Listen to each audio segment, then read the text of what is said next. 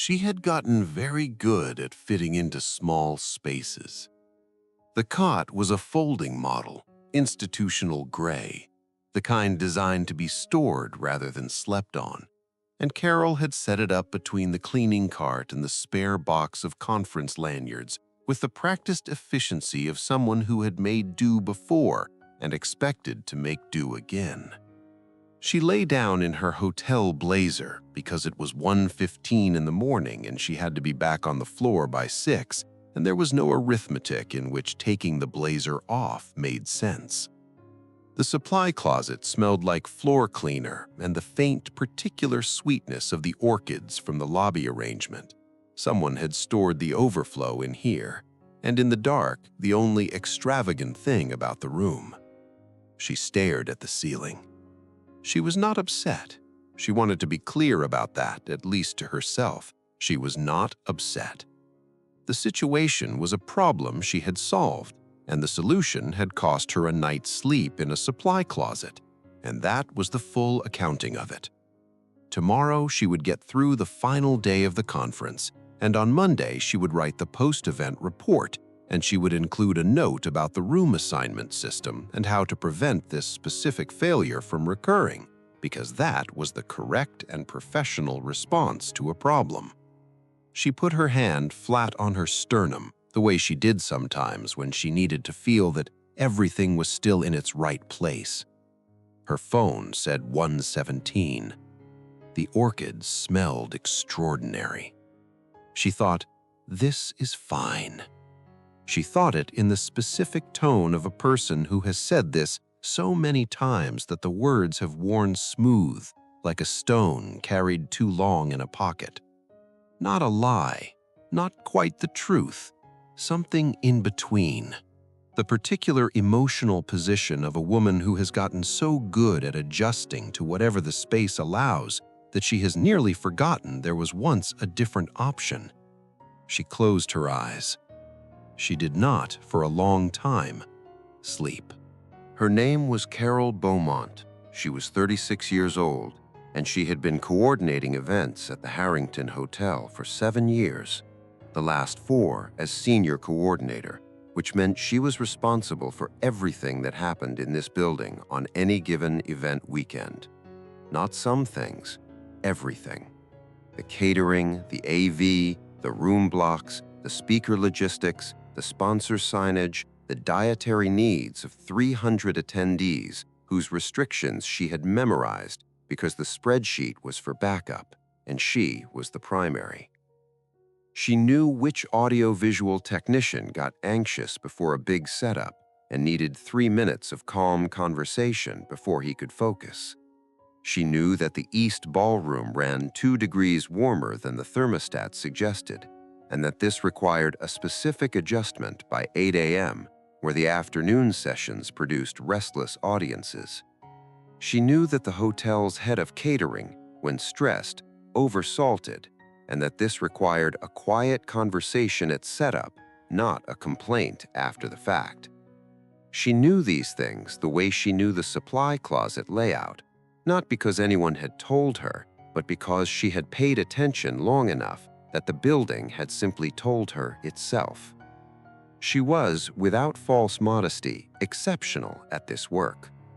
She was also the person who, when the conference director from Atlanta had complained last spring that the Wi-Fi code cards were in the wrong font, had reprinted 300 of them in 40 minutes and replaced every card on every table before the morning session, and had not mentioned it to anyone, including in the post-event report. She had not mentioned it because it hadn't seemed worth mentioning.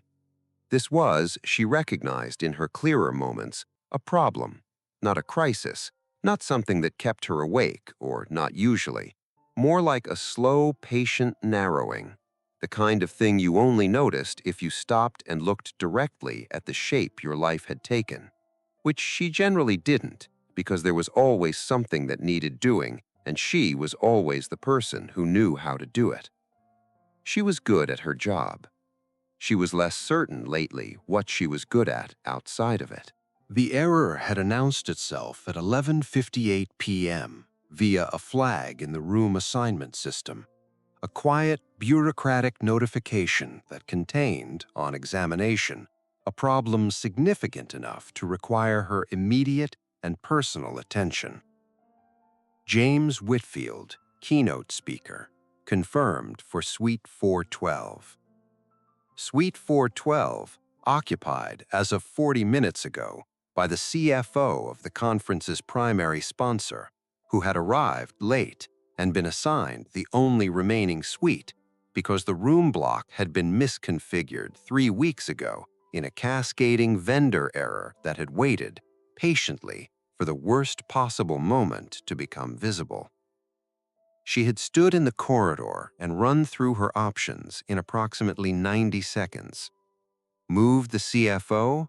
Not at midnight, not without creating a situation that would travel directly to the conference director and then to her performance review. Find another suite? The hotel had none, she had checked.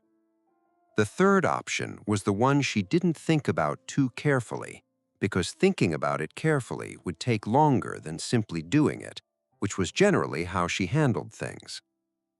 She had knocked on room 407. He opened the door in 30 seconds, alert, which she'd expected. A man who traveled as much as James Whitfield developed the light sleep of someone accustomed to early calls in unfamiliar time zones. He was taller than his conference photo and had the specific stillness of someone who was listening before she'd said a word. She explained the situation concisely and without self-protection. The error, its cause, the constraint, the solution she was offering. The staff residential apartment on the 4th floor, larger than the suite, full kitchen, available now. He listened the way she'd watched good listeners listen, tracking the information, not the performance of the information. "Where will the staff sleep?" he said. She had been hoping he wouldn't ask that. "That's handled," she said. He looked at her for a moment, a specific kind of looking, the kind that meant he'd heard the answer and had decided, for now, to accept it without believing it. "Thank you," he said, "for being honest about the mistake." She showed him to the apartment. He stood in the doorway and looked at the books on the shelf, at the coffee maker, at the cardigan on the back of the chair. "Carol," he said. She waited. "This is your apartment. You have a keynote in 9 hours. The breakfast service opens at 6:30. I'll have a schedule at the front desk by 7. Where are you sleeping?" "Good night, Mr. Whitfield," she said, and walked down the hall before the conversation could become something she'd have to manage. She retrieved the cot from the supply closet. She set it up between the cleaning cart and the box of lanyards. She lay down. At the other end of the 4th floor, in her apartment, the man who was sleeping in her bed was standing at her window, looking at the city. She didn't know that. She put her hand on her sternum, the way she did when she needed to feel that everything was still in its right place, and she stared at the ceiling of the supply closet, and the orchids smelled like something that had no business being that beautiful in the dark. James Whitfield had given 47 keynote addresses in 3 years. He knew this because he kept a spreadsheet, not from pride, but because he had started to find the number faintly absurd, and tracking the absurdity was the closest thing he had to honesty about it. 47 rooms full of professionals who had paid to hear him explain the principles of human connection, effective communication, the architecture of trust. He believed in what he did. He had always believed in it. But there was a growing gap. He'd been aware of it for perhaps 8 months, more acutely in the last 3, between the thing he described in those rooms and the thing he actually experienced when he left them. He stood at Carol Beaumont's window and looked at Charleston at 1 in the morning. The city was amber and still, the particular stillness of a place that was old enough to have stopped proving anything. He had been here 3 times, and had never once left the hotel grounds for anything other than a car to an airport. Behind him, her apartment, her books, a specific personal selection that told him things about her. Her coffee maker, a model he recognized as the choice of someone who thought carefully about coffee. Her cardigan on the chair, the kind of garment that carried the shape of the person who wore it. She was sleeping in a supply closet. She had not waited to be asked. She had not performed reluctance. She had simply identified the problem, identified the solution, implemented the solution, and deflected every attempt to acknowledge the cost of it with the efficiency of someone who had long since stopped expecting the cost to be acknowledged. He sat down on her sofa. He thought about the last 8 months, the spreadsheet at 47, the specific quality of hotel room ceilings at midnight, which he had become very familiar with, the conversations he had after keynotes, in which audience members told him his talk had changed their relationship with their team, their partner, their sense of themselves, and which left him, every time, with the private, unspoken question he had not yet been able to answer. And what about yours? He picked up the book on the side table, 3 chapters in, bookmark placed precisely. He read the back cover. He set it down. He had a keynote in 8 hours, and he was sitting in a stranger's apartment at midnight, and the stranger was sleeping in a supply closet because she had given him her home without hesitation, and he was, for the first time in a long time, genuinely uncertain what to do with the situation. He went to bed. He did not sleep immediately. He set his alarm for 5:45. He was in the corridor at 6:15, not because he had a plan. He wanted to be clear about that, at least to himself. He did not have a plan. He was awake early in an unfamiliar city, and he was going to get coffee, and that was the full extent of it. He found her in the service corridor off the East Ballroom. She was moving at the pace the situation required, which was fast, but she was not communicating urgency. He clocked this immediately as a specific professional skill, the kind that was nearly impossible to teach because it required a complete internal organization that most people didn't have. She was speaking to the catering captain in a tone that was focused and warm simultaneously. She had already changed into a fresh blazer. He did not examine too carefully what that implied about the supply closet. She hadn't seen him yet. He took a position near the coffee station and watched her work. What he saw in the next 40 minutes was something he would think about for a long time afterward, not because it was extraordinary, but because it was the opposite. It was the continuous, unannounced series of small interventions that kept a complex living system running. The AV technician who had a question and got a calm, immediate answer that visibly settled him. The attendee with a dietary restriction who reached the buffet to find it had already been addressed. The sponsor whose banner had been repositioned by 3 inches in a way that improved sight lines, in a way the sponsor would never think to notice or credit. She was doing his job, not the job he was paid for. She was doing the job he talked about. She was demonstrating in real time on a Tuesday morning in a Charleston hotel exactly the principles he had spent 4 years packaging into keynotes and selling to rooms full of people who needed someone to articulate what they were failing to do. The difference was she wasn't talking about it. She was just doing it. He felt something uncomfortable move through him, which he recognized as the specific discomfort of a person who has been confronted with the distance between what he says and what he does. She looked over and saw him. She walked to the coffee station with the slight register shift of someone who has learned to move between contexts without losing her footing. "Mr. Whitfield, how did you sleep?" "Well," he said, "the apartment is excellent." "Good. Your AV check is at 7:15. The green room has breakfast for speakers. I'll walk you over when you're ready." "Carol," he said. She waited. The room assignment error? I looked at the timeline last night. A very brief stillness. That was a vendor system issue from 3 weeks ago, not your error. She looked at him. You didn't have to look at the timeline. No, he said. I know. He stood at the back of the room for his own keynote. He had never done this before. He was always at the front, at the podium, or moving across the stage, or working the room in the way he had refined over 47 sessions into something that felt, most of the time, like genuine presence and was, if he was honest, increasingly like a very good performance of it. Today, he had arrived early and placed himself at the back wall, to the left of the main doors, in the specific position he had seen Carol occupy every time he'd noticed her.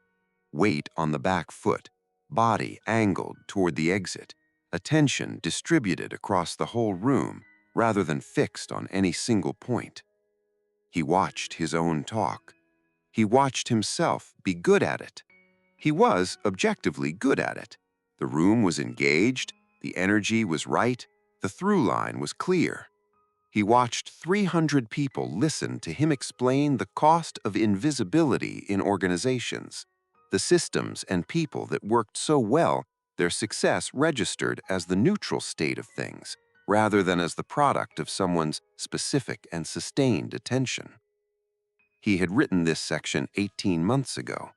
He had not, when he wrote it, been thinking about any particular person. He was thinking about a particular person now. She was in the room. He found her without intending to, near the east windows, clipboard in her right hand, attention moving in the same distributed pattern he'd been watching all morning. She had adjusted the east blinds at the precise moment the light would have become a problem for the front rows.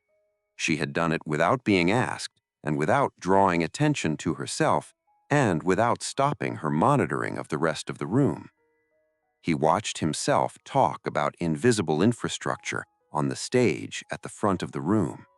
He watched her be invisible infrastructure at the back of it.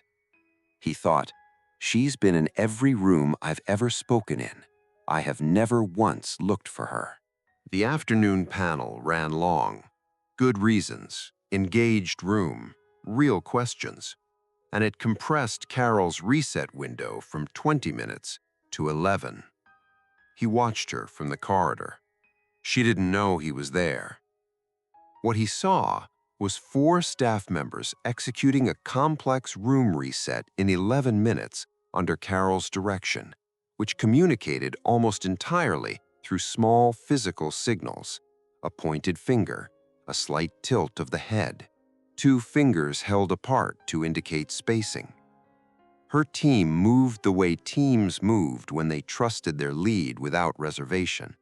No redundant questions, no uncertainty, no checking for approval, just 4 people in complete shared understanding of what needed to happen.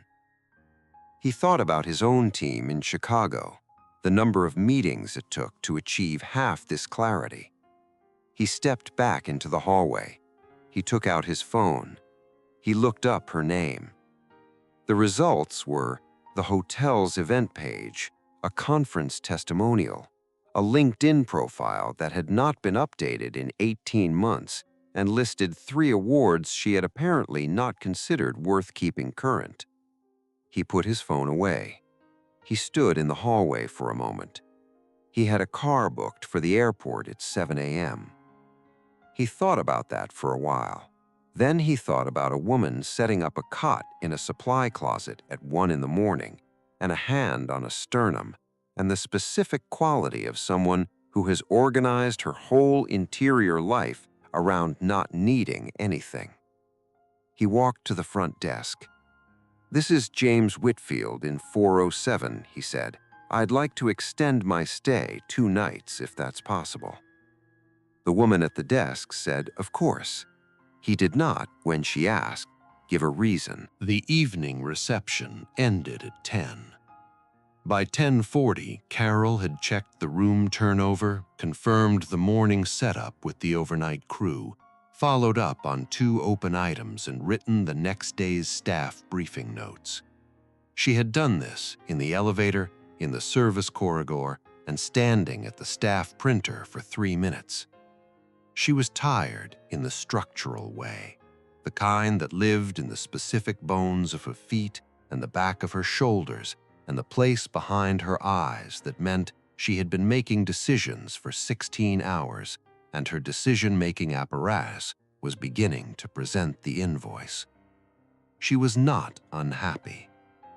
She walked down the 4th-floor hallway toward the supply closet, and she passed the door to her apartment, and she stopped. She stood outside her own door. She thought about the keynote, a thought she had been moving around the edges of all day without looking at directly. What he had said about invisible infrastructure, not as a management principle, but as a human one. The specific cost accumulated over time of doing work that registered as the neutral state of things. What it did over years to the person providing it. She had felt, listening from the back of that room, a complicated thing she didn't have clean language for. Not seen exactly, more like standing next to something that named a room she had been living in for a long time without having a word for it. She stood in the hallway and let herself feel this briefly, because she had learned it had taken most of her adult life that the feelings you refused to feel in the moment didn't go away. They just found other moments. She had stopped expecting to be looked after so completely and so long ago that the not expecting had become indistinguishable from not wanting. It felt, most of the time, like self-sufficiency. It felt, in certain moments, this moment, the hallway, the closed door of her own apartment, like something else. She picked up her clipboard. She turned toward the supply closet. She turned back. She stood very still in the middle of the corridor and thought, I am 36 years old, and I am about to sleep on a cot in a supply closet for the 2nd night in a row. And the reason I am doing this is that I have made myself so easy to overlook that I have started doing it to myself. The elevator opened. James Whitfield came out of it. He was carrying 2 cups of coffee, the kind with the logo of the place on King Street that stayed open till midnight. He stopped when he saw her. He didn't look surprised. She filed that away without comment. I found the late-night cafe, he said. She looked at the cups. I know that cafe, she said. He held one out. She looked at it for a moment, at the cup, not at him. Then she took it. You extended your stay, she said. I did. Do you have meetings here? No. She waited. I wanted to see the city. I've spoken here 3 times. I've never actually seen it. She looked at him now, in the direct, assessing way she looked at things she was trying to understand. Charleston is worth seeing, she said.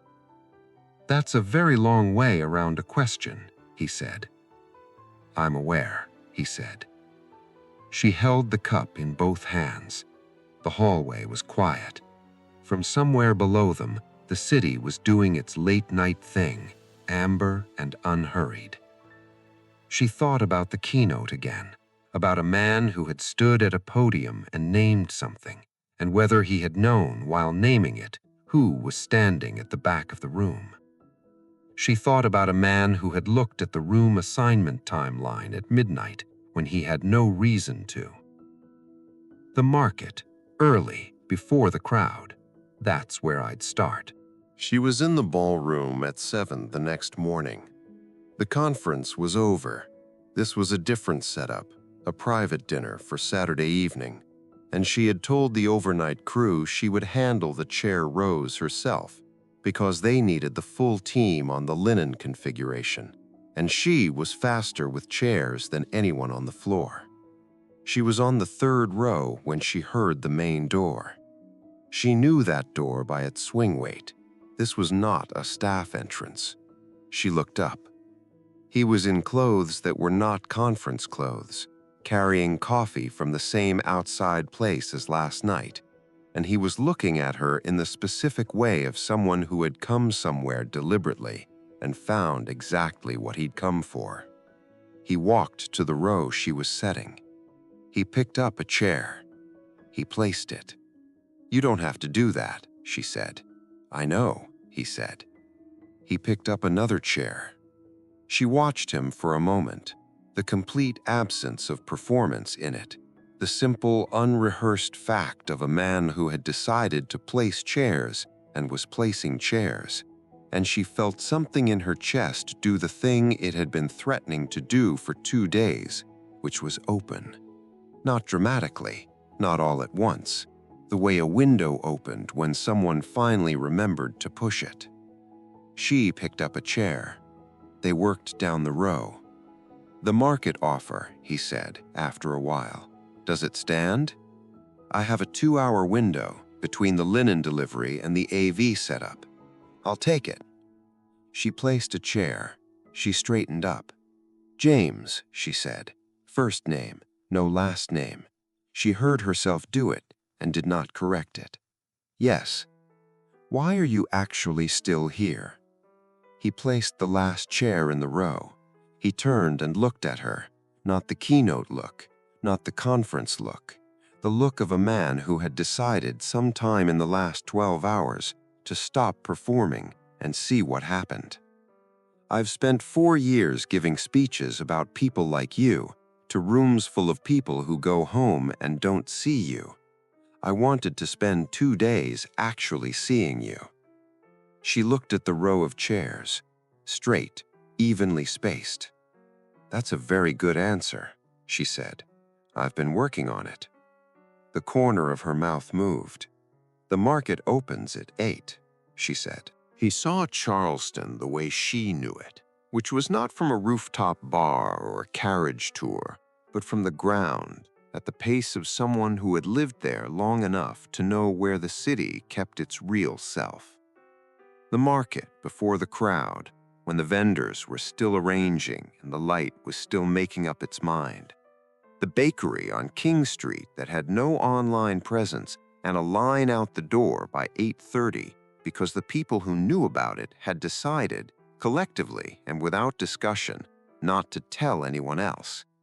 The churchyard on Meeting Street that she had walked through 400 times and which was, she said this plainly, without superlative, just as fact, the place in Charleston that most reliably made her feel that the world was old and patient and not particularly worried about her specifically, which she found, on the right day, extremely comforting. He listened to all of it. Not in the way he listened during keynote Q&As, which was to say, attentively, but with part of his mind already organizing the response. He listened the way he had noticed her listen, completely, with the particular quality of attention that meant he was tracking not just what she said, but what she was deciding while she said it. She told him about the consulting practice she was building on the side. 2 years of thinking, 6 weeks of actual movement, a client she hadn't told anyone about yet because telling people made it real in a way she wasn't quite ready for. He did not give her advice. He asked her what she thought the hardest part would be. She answered honestly, which surprised her. She did not usually answer honestly when people asked about her plans. She gave the version that sounded confident and complete and didn't require anything from the listener. She gave him the actual answer, which was that the hardest part would be charging what she was worth, because she had spent 7 years in a profession that had trained her to treat her own value as a background condition rather than a negotiated term, and that was going to be a thing she'd have to actively unlearn. He was quiet for a moment. "You should charge more than you think is reasonable," he said. "Then add 15%. "Is that what you did?" "It's what I wish I'd done at 36, he said. "I spent 2 years undercharging because I needed people to say yes, and what I actually needed was to believe I was worth saying yes to." She looked at the harbor. "How long did it take?" she said. "Longer than it should have." She nodded. They sat on the harbor bench without talking for a while, in the specific, comfortable quiet of two people who had discovered that the other person was not made uncomfortable by silence. He told her about the spreadsheet. She laughed, real, not professional, the particular laugh of someone who found something genuinely absurd, and he looked at her when she laughed, in the way that meant he wanted to keep looking. 51, he said. "And?"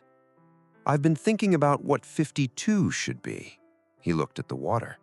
"Fewer rooms full of strangers. More—" He stopped. "I don't have clean language for it yet." "That's all right," she said. "Take your time." He looked at her. She looked back, in the direct way of a woman who had spent a long time not quite looking at things directly and was practicing looking. "If you come back to Charleston," she said, and stopped and started again, because she finished things she started. "When you come back to Charleston, let me know." "I'll let you know," he said. 3 months later, on a Thursday in December, she was in the ballroom running a walkthrough for a weekend event when the main door swung open with its particular weighted sound. Not a staff entrance. She looked up. He was across the room before she had fully processed that he was there, and he was doing something she understood before she understood it. He had picked up a chair from the stack by the door, and he was walking toward the row she was setting, and he had done it before he'd seen her see him. She stood very still. He looked up. He stopped. For a moment, neither of them spoke. "No conference?" she said. "No conference." She looked at the chair in his hand. He looked at it too, as if he'd slightly surprised himself. "You came back," she said. "I said I would." She took the chair from him. She placed it. She handed him the next one. They worked down the row together, and the ballroom was the same ballroom it had always been, the same tall windows, the same morning light coming through at the same angle, the same Charleston amber beyond the glass, and it was also entirely different in the specific way that a space became different when it was no longer only yours. She thought about the supply closet, the cot, the orchid smell in the dark, and the hand on her sternum, and the ceiling she had stared at, and the thought she had. 3 months later, on a Thursday in December, she was in the ballroom running a walkthrough for a weekend event when the main door swung open with its particular weighted sound.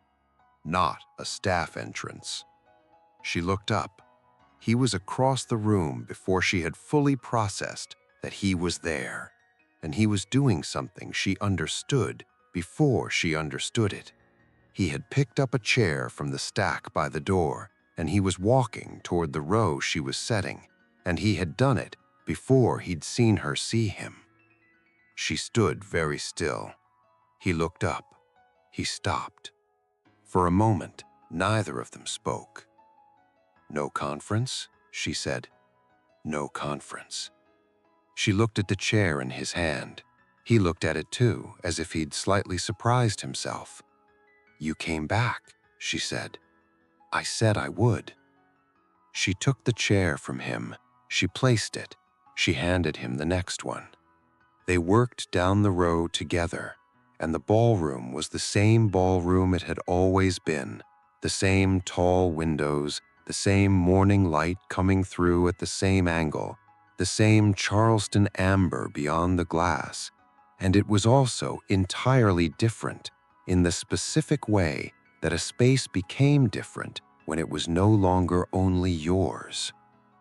She thought about the supply closet, the cot, the orchid smell in the dark, and the hand on her sternum, and the ceiling she had stared at, and the thought she had turned over and over until it wore smooth.